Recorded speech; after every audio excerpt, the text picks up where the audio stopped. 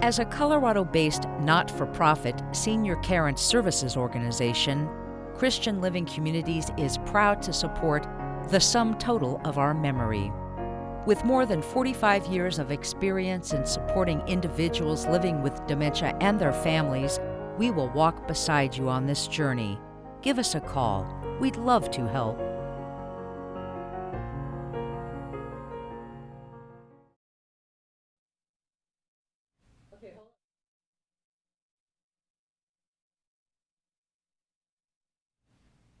Hi everyone, and thank you very much for joining us. I'm your host, Dominic Dezzutti, and we just finished watching The Sum Total of Our Memory, Facing Alzheimer's Together, by filmmaker Barbara Clutinas.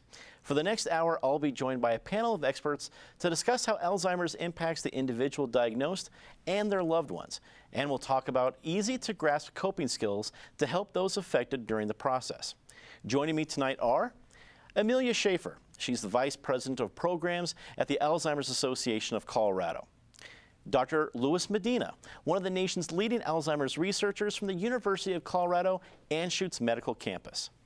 And Gary Sindler and Nancy Litvak, they join us today. They're a married couple. Gary was diagnosed with the disease in December of 2014. Throughout the night, you can find contact information for Alzheimer's-related resources, including the phone number and website for the Alzheimer's Association of Colorado. We're going to feature that at the bottom of your screen. It's alz.org/CO, and the phone number is 800-272-3900.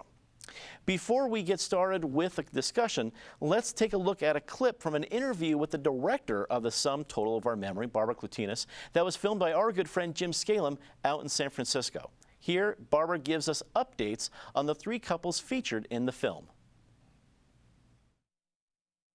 The couples in the film have moved on, with the exception of Kathy Van Fleet. She's still living at home with Andy. Andy's a great caregiver. They've grown very close through this whole process. And she doesn't drive anymore, of course, but and she doesn't really go out that much anymore, but she's pretty comfortable living at home, and she can still carry on conversations. Christine Patterson and Bob Patterson. Bob was put into a facility 2 years ago, right after Christmas, and he's actually changed facilities several times. So his disease really kind of progressed quickly after the film. He doesn't talk anymore. He sort of remembers Christine when she visits, but he's become very involved in his new situation where he's living now, and he's very enamored with his caregivers. He's very happy there. But it took about 3 different moves to find a comfortable place for him. In terms of Joel Panzer and Janet Panzer, Janet died in 2014 of June. She had been re-diagnosed with frontotemporal dementia, and she progressed very, very quickly. She was in a facility within, 6 months of finishing the film, and then she forgot how to eat. I mean, it was a very, very sad ending. Since then, Joel has moved on. He's a grandpa now. He's really happy, and he has a girlfriend. His friend Linda moved in with him, I guess, about a year ago.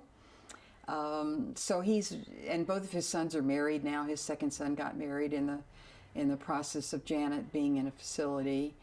So he's doing really well, and he's proven to me that there is life after this disease. And that, again, was filmmaker Barbara Clutinas, filmed in an interview out in San Francisco by our friend Jim Scalem, all about giving us updates about the couples that we just featured in a documentary, The Sum Total of Our Memory. Let's get to discussion with our panel of experts. Amelia, I want to start with you. The Alzheimer's Association of Colorado, I'm sure, helps folks on a variety places on the spectrum of where they're at. But when you first get contact from folks who have received the diagnosis and they're looking just for that initial feedback, what now, what do I do? Where does a couple, where does somebody begin? Thanks, Dominic. You're right. When people come to us, they're at many different places in the disease process and in their acceptance of it. So much of what we do is based on where they are in their knowledge and acceptance. unfortunately, sometimes people come to us and they have no idea what's coming next. They haven't learned much about Alzheimer's, they haven't been told the course of the disease, and they certainly don't know much about what they might need over the next 2 to 3 or 5 years. So we really sit down and listen. We listen to where they are, what they know, and then we put together a plan for them based on what we know about what's coming in the future. So every situation is different and every person is different. So it really is a matter of hearing where they are and customizing a plan for them. I imagine, too, that you have to work with a variety of healthcare professionals because maybe part of that education, some folks may, like you said, be further down the line and know what's coming, but some folks this may be brand new. So are you working with other healthcare professionals to kind of help with that educational process? Yes, we absolutely are. And not just healthcare professionals, but Alzheimer's can affect every single part of your life. So we work with legal financial professionals. We work with home safety folks. We work with people who might go into someone's home and help relieve some of the stress of what's happening in the home. So we work with people from a variety of different avenues, whether it be legal, financial to medical, as well as day-to-day living and how to function day-to-day and take some of the stress away. Dr. Medina, let me ask you a question. When I think a lot of folks who maybe do not have a lot of experience with Alzheimer's, they hear about it, but they haven't lived with it yet. It can be scary, and I guess I think a big question would be of where we're at now. Gosh, there must be a lot of research going on there. Why isn't there a cure? But not getting too far down the line, with your work with research and treatment, where are we in the process of dealing with the disease? Thanks, Dominic. You know, it's a tough question to answer, mostly because in the research world, we're sort of attacking the problem from various sides. And there have been some advances. You know, we're still not at the point of a cure or anything extremely promising for a cure, but finding different ways of attacking sort of what's causing the disease, what is allowing for people to have resilience against the disease, and ways of treating it, preventing it, and so forth are topics that are very sort of a la mode right now in the research world. So it's an exciting time, you know, and researchers appreciate the work that families do in order to participate in this research. And sometimes they do it out of just complete charity of giving a little bit of themselves to help others and the future in this area. And so it is an exciting time, but still a lot more to do. Certainly. Gary and Nancy, let me come to you. Gary, let me start. First of all, thank you for both of you being here and sharing your stories with our viewers. I think it was great to hear from the perspective we heard in the film, but to get some folks right here in Colorado to share your story is meaningful, so thank you. Gary, when you first received the diagnosis, tell me about your reaction and maybe how much you knew about the disease at that point.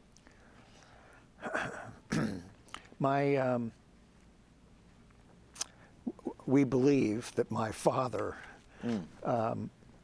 was a victim of this disease. He was 92, 93, and you know, he just couldn't remember a lot of things.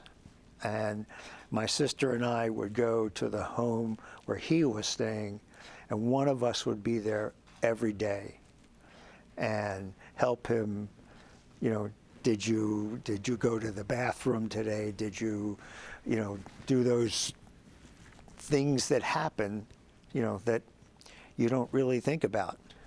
And, you know, there were many times when I would walk into the room and sitting on the little table where his breakfast was, and I would look at him and I'd say, "Did you like your breakfast?" And he turned around and looked at me and he said, "What breakfast?" And so, you know, it began to make some things happen, but, you know, not really until, you know, I got the diagnosis myself. And once I did,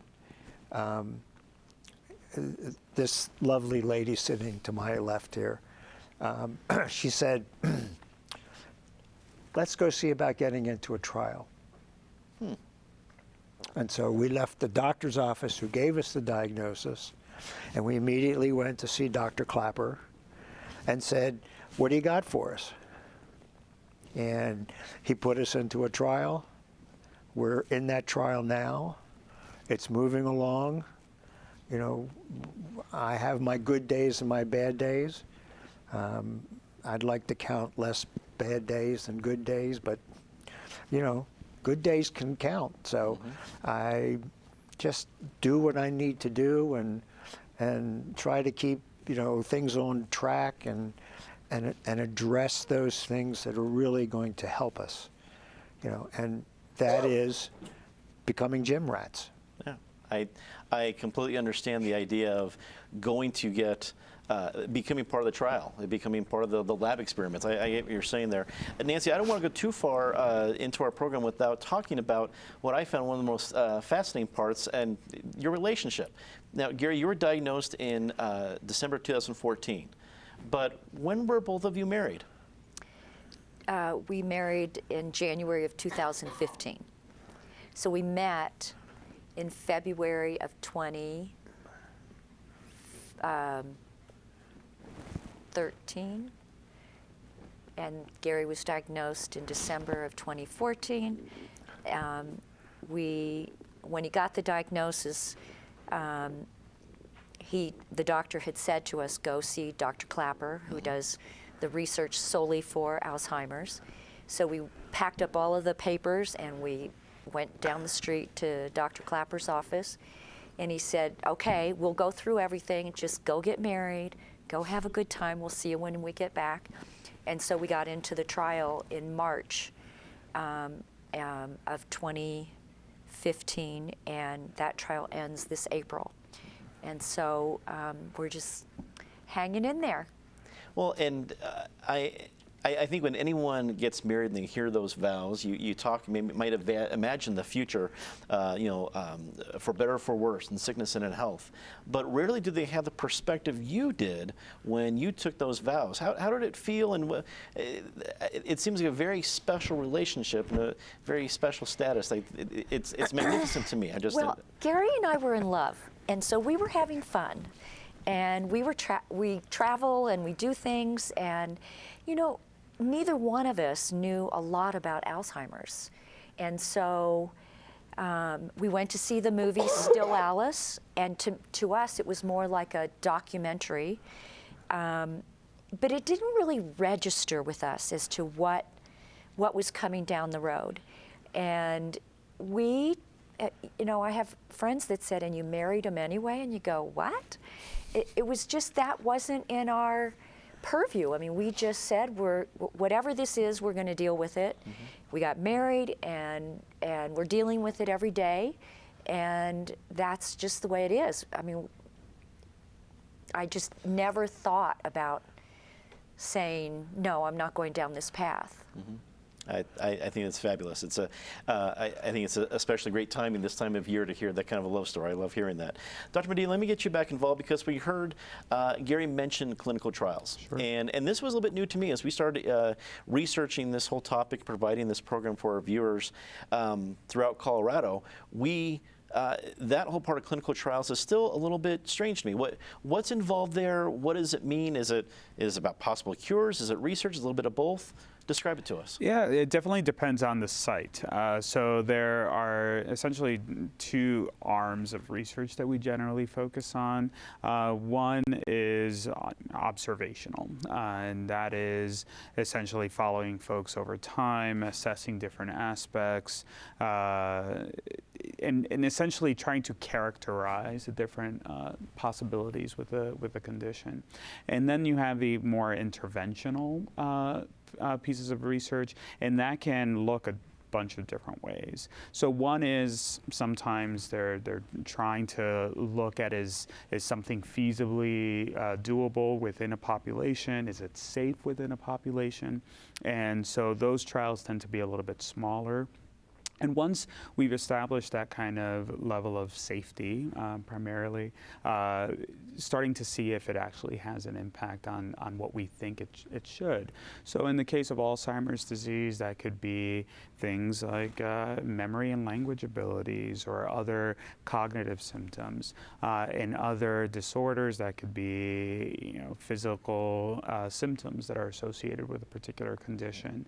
It could be how the person is functioning on a day-to-day basis, or mood and many other symptoms that could be associated with a condition. So in terms of any research study that one joins, it is part of the practice to really inform individuals of what are you getting yourself into, and I use that sort of lightly.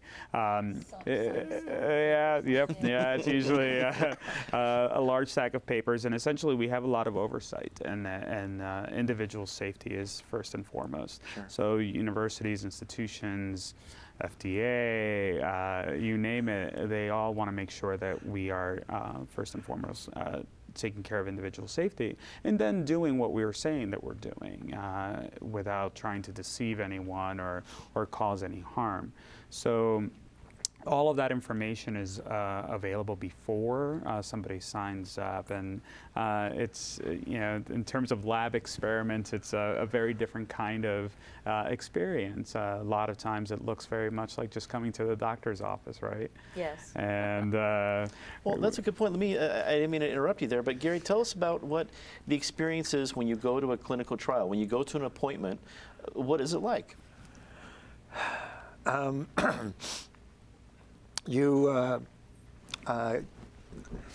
I had a lot of tests. I was a walking pincushion for a while, and otherwise it was really just learning what I can to try and figure out what can I do. And that took some work. And again, I kind of lean on my lover over here that, we were trying to make sense of it all. And, we finally got to a point where, all right, this looks like enough, and we should be able to go forward from there. And, from there, it's anything can happen. It just, it's not, there's not going to be something that just snap your fingers and mission accomplished. Right. It's got a long way to go from there. One step at a time. Yeah. That makes sense. And as for the trials go, the trials are out there, but they're all controlled by the pharma companies. And their interests aren't exactly the same as our interest. They're looking for the cure, but at the same time, they're looking to back up money. And money's the name of the game. Yeah. And I think that's also why some trials, may be eliminated early if we're not seeing that a particular drug or a particular supplement or something is actually very effective. It may be time to stop the trial. Also, if we do see that this is causing a lot of side effects or something that we weren't expecting that may be detrimental, then it's possible that the trial may be stopped early. So it really depends, and a lot of clinical trials actually don't use experimental drugs or drugs that, for instance, have been used in many other conditions, and now we're trying to find a new use for it, or we're trying to see if things like caffeine or blueberries are actually helpful, and so we incorporate that in a much more controlled way in terms of a trial. I can imagine. And let me remind our viewers, for more information about dealing with Alzheimer's, visit the Alzheimer's Association of Colorado website at alz.org/CO, or call 800-272-3900.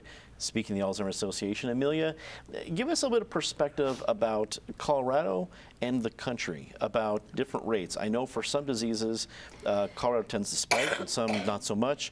Where are we when it comes to Alzheimer's, and what are the trends you're seeing? Sure. Right now, we know in Colorado we have 67,000 people living with Alzheimer's, and the unfortunate news is that as we look ahead 3 years and 5 years and 7 years, that number is going in the wrong direction.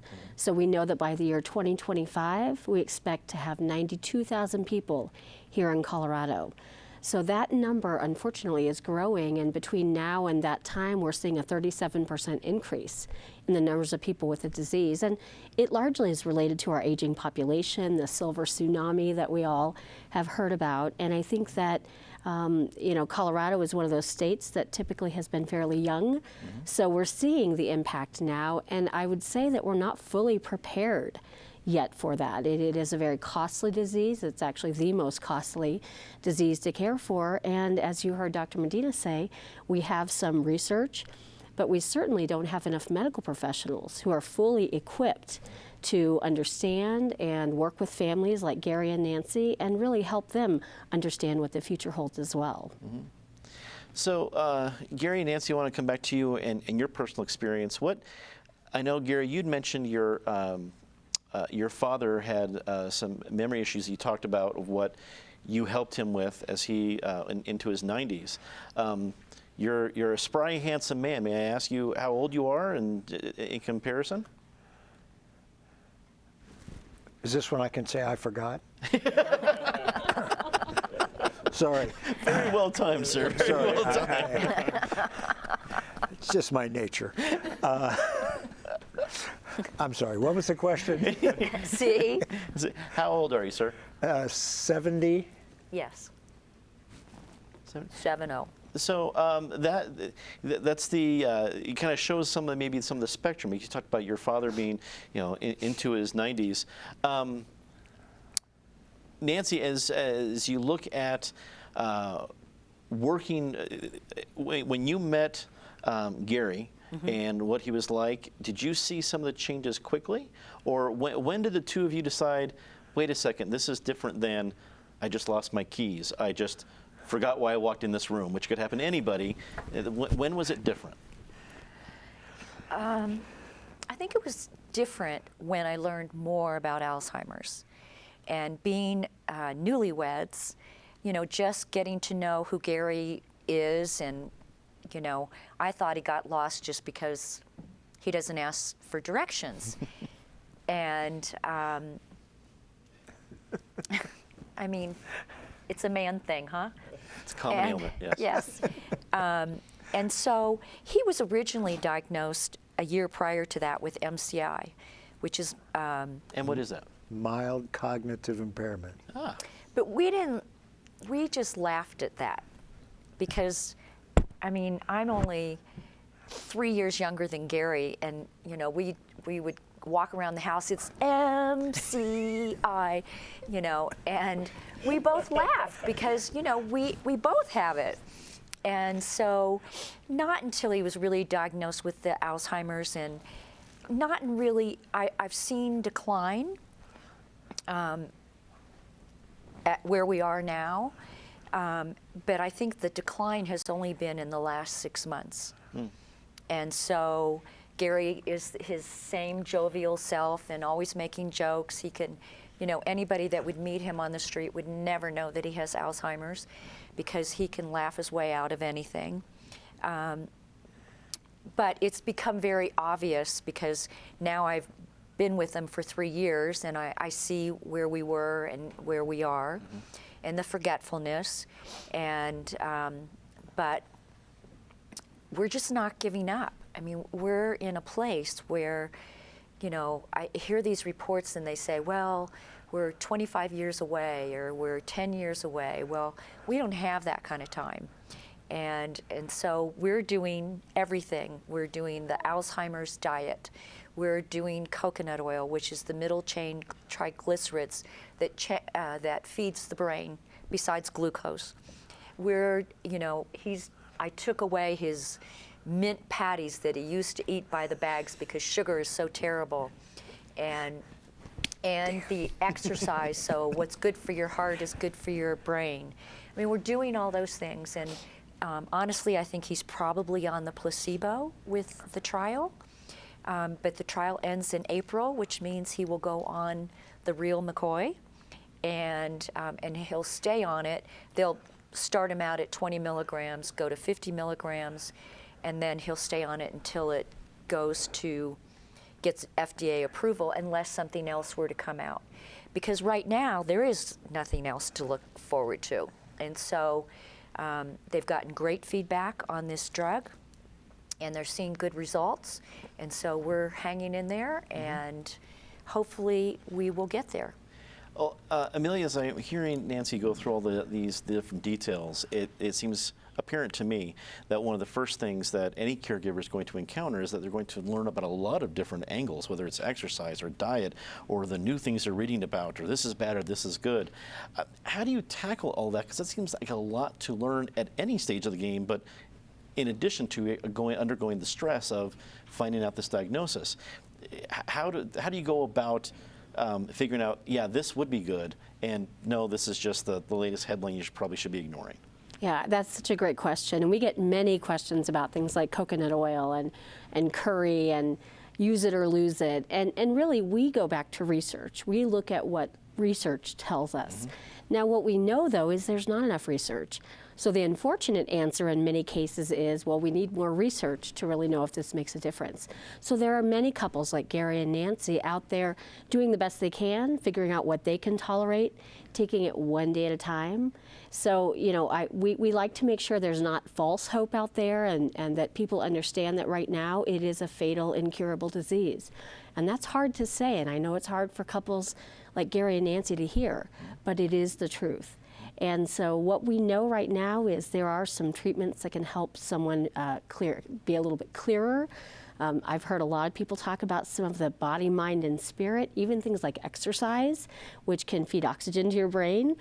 Can be good for all of us sitting at this table, Dominic. So I think that, right, I think that what we really know is that until research catches up with the disease, we are all doing the best we can. Sure. There is certainly some research out there about the heart-healthy diet and heart-healthy exercises and using your brain and continuing to grow your brain synapses. But until we really have a meaningful way to alter the disease, it makes it very difficult, I think, for any of us who care about the disease to say, oh yeah, it's right around the corner. And so we're all working together, and we talked about the importance of research, and you've got the full team here at the table today. You've got people like Gary and Nancy, who we need people involved in research. You've got people like Dr. Medina, who are out there using their professional skills. And then we also have funding, it's a highly underfunded disease. How does it compare to other diseases that people might be more aware, might be more familiar with? Yeah, well, in the past couple years, we've actually seen some pretty large increases from the National Institutes on Health. And that's been through much work out there by Alzheimer's advocates to get an increase in research. But we are still not yet to $1 billion. And we know, Alzheimer's scientists say, that we need to reach at least $2 billion to make any kind of meaningful impact. So and we've things like got cancer and AIDS, which are terrible as well, but those have eclipse those numbers. Absolutely. Those are at the $4 billion and $6 billion mark. And so what we also know is that while research has helped those other diseases, and those are all on the decline, which is the great news, last year we know that Alzheimer's disease was on the increase, and actually in the last 10 years was 71% on the increase in terms of the number of people who've died. So we know we're going in the wrong direction, and research really does hold a big piece of that puzzle. Well, speaking of research, Dr. Medina, I want to get into some of the things, not maybe the details of coconut oil and curry, things like that, but cultural differences. Are we seeing research, at least in the United States, of different populations at risk, whether it be by ethnicity or economic level? What are we seeing in the research? The research is showing that there are some differences in different minority groups and definitely some factors associated with socioeconomic status and people's sort of access to care. So some predictors of cognitive problems later on are things like low quality of education or low educational attainment, vascular risk factors like hypertension, obesity, diabetes. and some other related issues. And so, for instance, in the Hispanic Latino community, as well as in the African American community, the rates of risk for Alzheimer's disease are about 1.5 times higher, depending on the research that's being cited. And this is pretty much across the board, and we don't entirely know why that is. We have some suspicions, but we do see that some of these groups that are at increased risk for Alzheimer's disease are also at increased risk for things like hypertension, high cholesterol, diabetes, and so these vascular problems are becoming targets of treatment in general, in a very clinical manner, but also in terms of exploring some of those factors in the research realm. How does that compare with other countries? In general, does America stick out one way or the other, worse or better than other, I guess, developed countries that we know about? Sure. Well, and I know we mentioned curry and some other products that have been explored in the research. Places like Japan, places like India seem to have slightly lower rates of Alzheimer's disease than here, and so some of the factors associated with their diets have been explored in our research here in the United States. A lot of that hasn't been as conclusive as we'd like. More research is ongoing, but in terms of some of the antioxidant effects of things like fish oil, curcumin, the main ingredient in curry, and several other ingredients in other people's diets and other countries' diets have been explored to try to see how is this impacting the disease at a very cellular level, using rodent models and their brains, before we try to really see how we can explore this further in controlled trials in humans. Well, if you're just joining us, we are featuring a live panel discussion following the documentary, The Sum Total of Our Memory. And right now, let's take another look at a clip from an interview with the director of The Sum Total of Our Memory, Barbara Clutinas. Here she comments about her motivation to make the film. Let's take a look. The reason I decided to make this film was that my husband was diagnosed with Alzheimer's in 2010. Jerry didn't react, really. He was, I don't know if he was numb or just still in denial, but I started to cry. I was living in New York for a few years, and my mom told me my dad had Alzheimer's, but it didn't really hit me until I got home to see for myself just how far down the road he'd come. We were going for a hike in Montana at our aunt and uncle's house, and he had in his head that there was some trail there was some waterfall that was off in the woods, and he went to go looking for it, and I just lost it because I just knew he was headed off a cliff. My biggest thought was, how am I going to get through this? How are we going to get through this? And I got into a support group for both of us, run by the Alzheimer's Association, which I really, really recommend for people. They have wonderful support groups. And in the course of being in the support group, the people in the group, especially the caregiver group, were so articulate about what was happening to them that I felt, as a filmmaker, I was privy to a whole other side of this disease that could be shared with other people.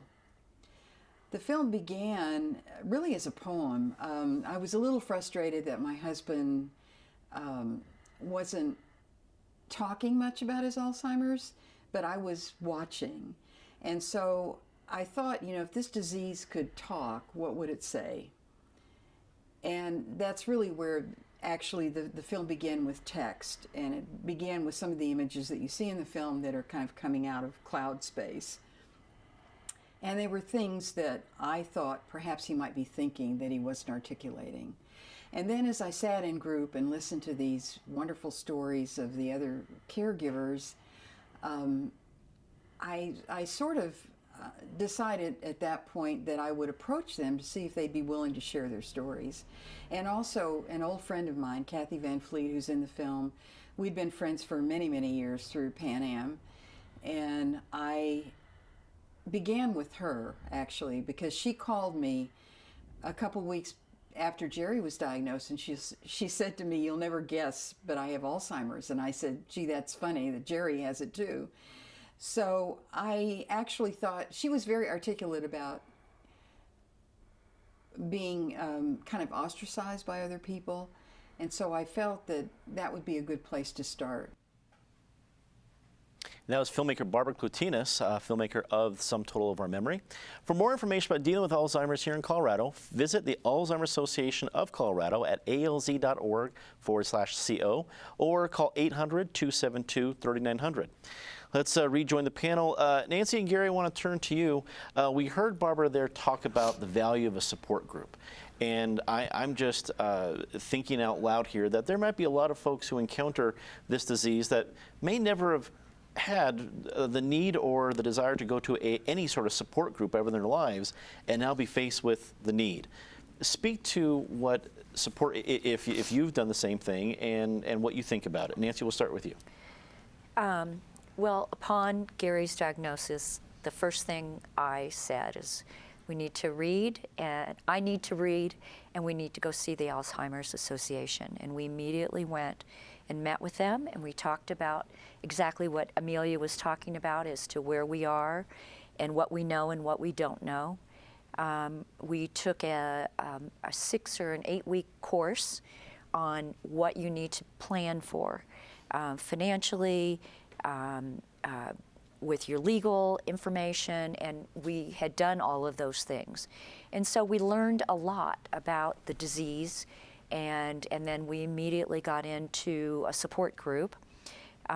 We've been into several support groups, and we really get involved in anything that's going on when we're in town, the memory cafe, whatever things, the dance, the Valentine's dance, whatever is going on, because that way we can connect with people that are going through what we are going through. And for me, as a caregiver, it was so important for me to sit down and talk to other people about what did you do when they did this, or, you know, and it seemed that most of the caregivers were women, and we were all very strong-minded women. And it was really trying to get rid of the anger, like, why did you do that? And, you know, just really feeding off of one another. And so to this day, whenever there's anything that's going on that has to do with the different groups, we attend, because we're now friends with a lot of couples that are going through the same thing we are. Gary, what do the support groups mean for you? What have you been able to get out of the support groups? I think I've given more than I've gotten back. You know, the support groups have their place. There's no question. You know, the reality is that, you know, those people who kind of say, I don't have this disease, you know, you can't help them. You know, you can try. With some of the Alzheimer's Association things that we've been to, you know, have been absolutely fabulous. And we recently did a program, kind of a first-time program, where we had all the people participate in exercise. And everybody had to get down on their knees and do some squats and, you know, train themselves a little bit more, you know, and I was doing this the whole time, you know, keep this moving. And, you know, some of the people had very tough times doing the slightest exercise, you know, and you got to keep telling them, you know, you can't stop now. And it's very important, you know, to keep that brain flowing.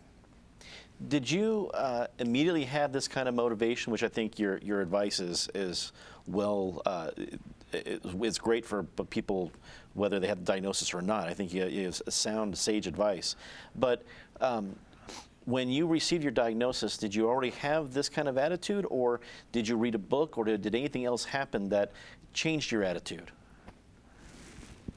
Gary was in denial.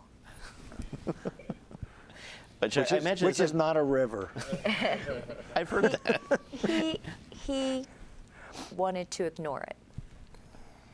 So I'm answering for you, my dear. Until I got a book written by Richard Taylor, PhD. He has now passed away he had early onset, and he was quite funny about his diagnosis, and he really talked in the book about what he was going through. And Gary and I had really a lot of fun reading it and laughed a lot. And after he read the book, he started picking up the phone and calling his friends and telling them about his diagnosis. And then he got on the bandwagon, and he really said, you know, I have this and I need to move forward. I'm not looking back. And so his family and friends really embraced his outward, and both of us have been really spokespeople for Alzheimer's, and because we know the value of the research. And if you don't get out there and let people know, I mean, the money's not there, and we're really behind the 8 ball. And so it's having that personal connection that probably leads to the more people knowing about it, more people doing something about it.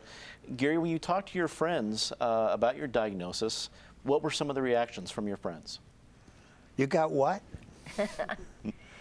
You know, I mean, you know, there was serious sympathy, you know, and my response was, thank you, but I'm doing the best that I can to kind of thwart it and, you know, kind of put it on the side a little bit, you know, and go about doing things. And I didn't stop. You know, once she cranked the wheel, okay, I got on the bus. And you know, when I talk to my friends, yeah, I have this disease. I'm in a trial. I don't know what's going to happen. You know, I'm doing exercise. The company that I worked for was a medical company, and one of the principals, you know, said, I called him. He was one of my first calls. I called him, and he's a doctor, and I said to him, I've been diagnosed with Alzheimer's disease. And he said to me, okay, get your ass into a gym. That's good advice. And don't stop. And don't stop, exactly. Just to highlight a couple of things that I'm hearing, you know, both of you have really mentioned this idea of social support and sort of kind of picking up the ball and keep running with it. But you also highlighted the real importance of detecting and identifying some of these problems early on. So I remember you saying how you were diagnosed with mild cognitive impairment first. And so what we find is that a lot of people actually wait to go see the doctor. They're in denial for a long period of time. And by the time that it's interfering with, the disease is interfering with all aspects of their lives, they finally say, fine, I'll go to the doctor. By that point, unfortunately, they are at a point where what we would call dementia. When we were able to identify mild cognitive impairment, which if certain forms of mild cognitive impairment predict decline into Alzheimer's disease, we're able to, one, invest time into planning, like you did with the Alzheimer's Association, in terms of planning for your future, planning your finances, and so forth, but also really taking advantage of when the treatments are the most effective. What we found is that medications that help with these symptoms are most effective very early on, and also taking full advantage of these clinical trials and research studies that more and more are focusing on the earliest stages of the disease, when the disease is most, I guess, possible to be modified if that's what we're able to do. And not until Gary was really diagnosed with the Alzheimer's was the doctor said to us, I know a neurologist that's doing a clinical trial. He happened to be right down the street. But that what we did, the MCI, that, you know, there was just, that's what you have.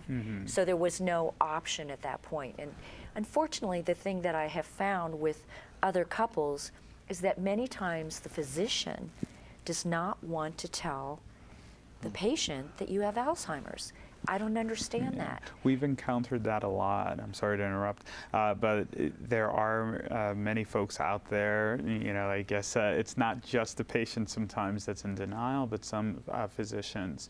And part of it is, for the longest time, we've just kind of viewed it as this almost death sentence, and then why give this to someone?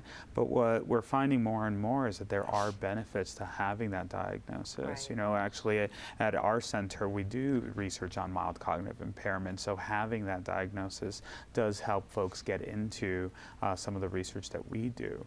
Additionally, being able to get that diagnosis early, if this is, for instance, a mild cognitive impairment that affects my memory primarily, maybe it's time to start considering some of these planning factors, because we know that that tends to predict more of the Alzheimer's diagnosis later on.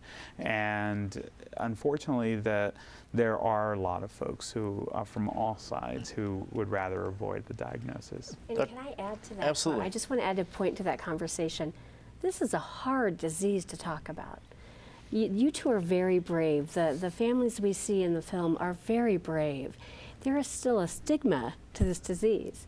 And doctors are people too. So this is a very hard disease for people to talk about. And that is why it's so important that people like you, Gary and Nancy, and that Channel 12 and Dr. Medina are out there talking about the importance of building a community, early detection, recognizing the signs early on, and being willing to address it. And if you don't find the answer you want with your doctor, where do you go? Everyone's calling Dr. Medina. Right. So that's the thing. We refer lots of folks to many different healthcare professionals. Don't stop until you get an answer. You deserve an answer. And so I think that whole idea of stigma, and this is a hard conversation to have, it is a reality out there in the world. And I think it's through small steps that we each can take that we really see a difference being made in our communities. That's a great segue to some of the questions. We invited folks, members, viewers, contacts of the Alzheimer's Association of Colorado to submit questions to us the last couple of weeks. Many responses. We've included a lot of those in the questions we've covered already. But there were a couple I wanted to pick out in particular. And Dr. Medina, this probably goes to you first. We can all kind of chime in. This is from Lisa. And she said, I'm showing moderate symptoms of dementia. I have this disease on both sides of my family. I took a questionnaire and was told it was moderate sites. I had a CAT scan 2 years ago, but it showed no signs. Should I repeat the test? Should I take medication for dementia anyway?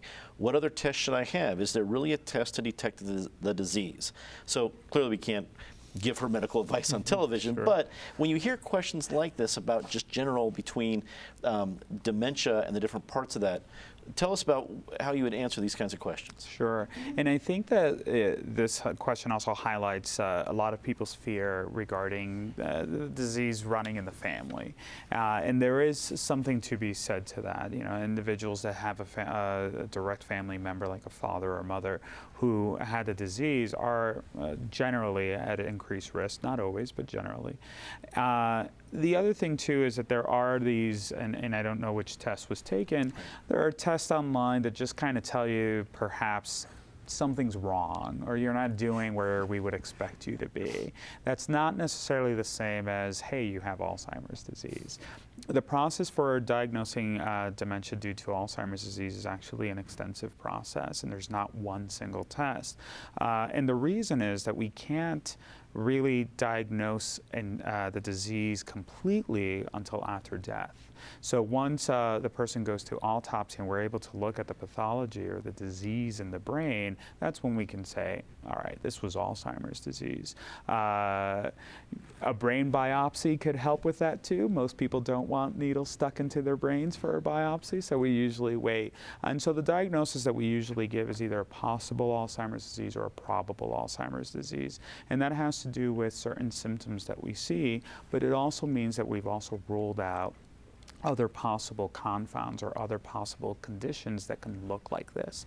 So things like a vascular dementia or a frontal temporal dementia. And there's several forms of dementia, correct. Right? So dementia is just this umbrella term. It covers a lot of different diseases, and it's essentially this collection of this constellation of symptoms that together mean dementia, and that's meaningful to a lot of us. But what's causing those symptoms can be a variety of things. So like I mentioned, Lewy body dementia is one. Frontal temporal dementia, which on the documentary, one of the individuals was later found to not have Alzheimer's disease and was re-diagnosed with frontal temporal.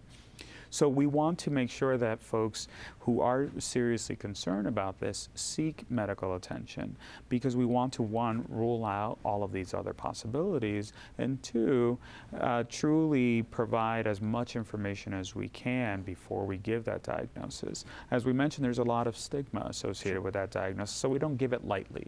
Right. And once we give it, we would like to be able to be there to provide information on the next steps.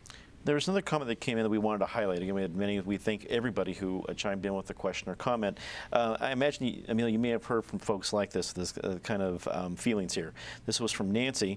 I have recently been diagnosed with early stage dementia. This is so very difficult to have to deal with family, friends, and my own sense of worth. I feel that being in contact with other people of the same diagnosis might be supportive and understanding. I was attending a group through Kaiser for this issue of dementia, hopefully to share experiences which might exist. I have many feelings of regret as to this might be genetically passed on to other family members, mainly my son. Thank you for this format. There's an awful lot of feelings here about between the guilt and regret and the different folks, the groups she's looking for. I imagine this isn't strange to someone like you who've heard from a lot of people like this. Yeah, that's true. And I think when you get a diagnosis like Alzheimer's or even mild cognitive impairment or another dementia, there's a range of emotions that you go through. And I think when people aren't given any information, it's much easier to be in denial. So when people are given information about what does it actually mean and what's actually going to happen in your future, it allows them to work through and process through some of those emotions. But because this is not a disease that sits still, it's progressive and degenerative, it means that people are having to come to terms constantly with sort of what new is happening now, and that's for caregivers as well as the person themselves. So that's why we're not there at the Alzheimer's Association just once.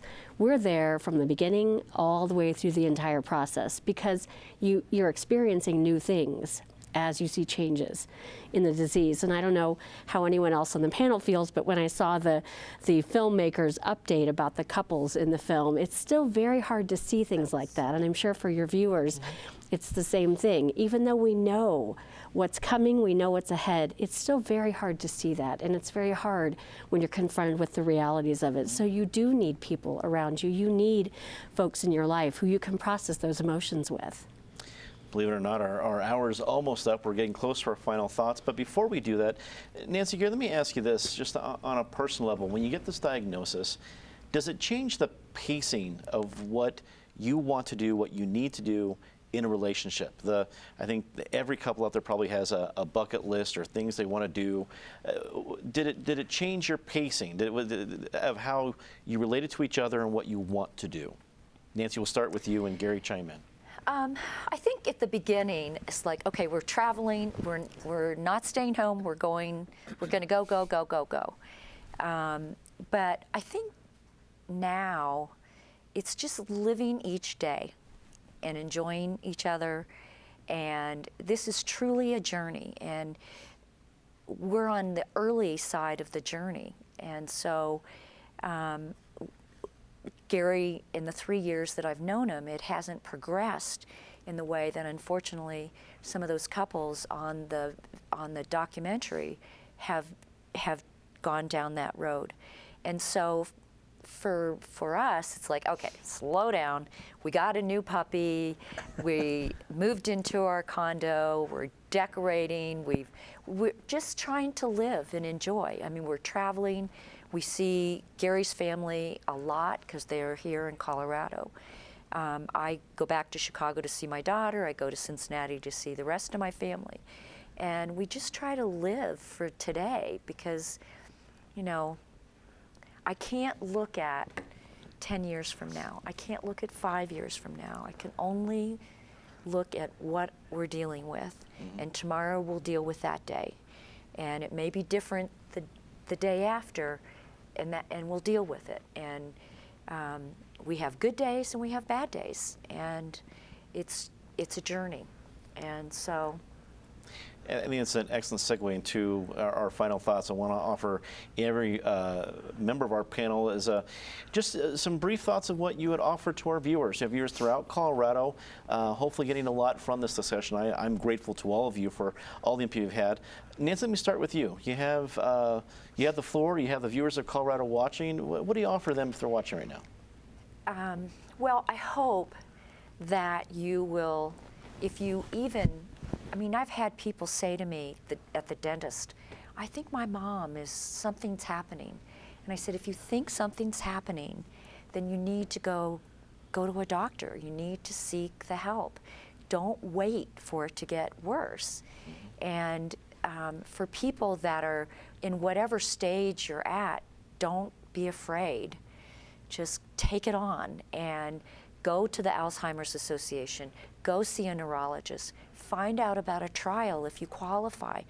You got to take this head on. You can't go back.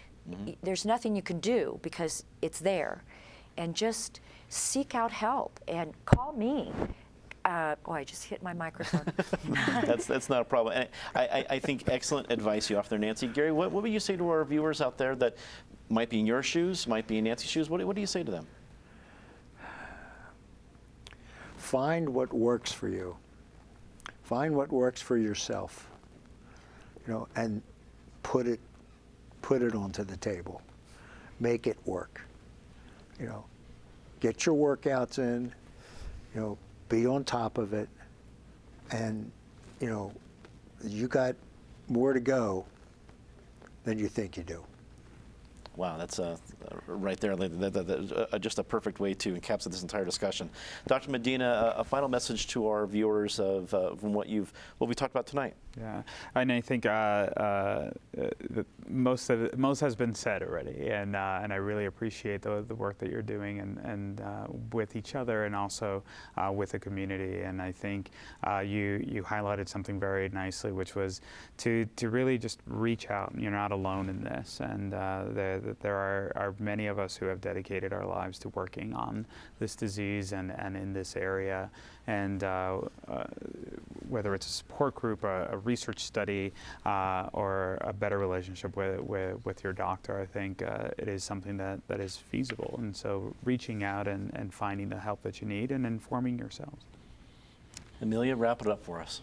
Well, number one, I'm going to start working out more. I guess we all probably are. The research is very good on the research is good on that. But number two, I would say don't do this alone.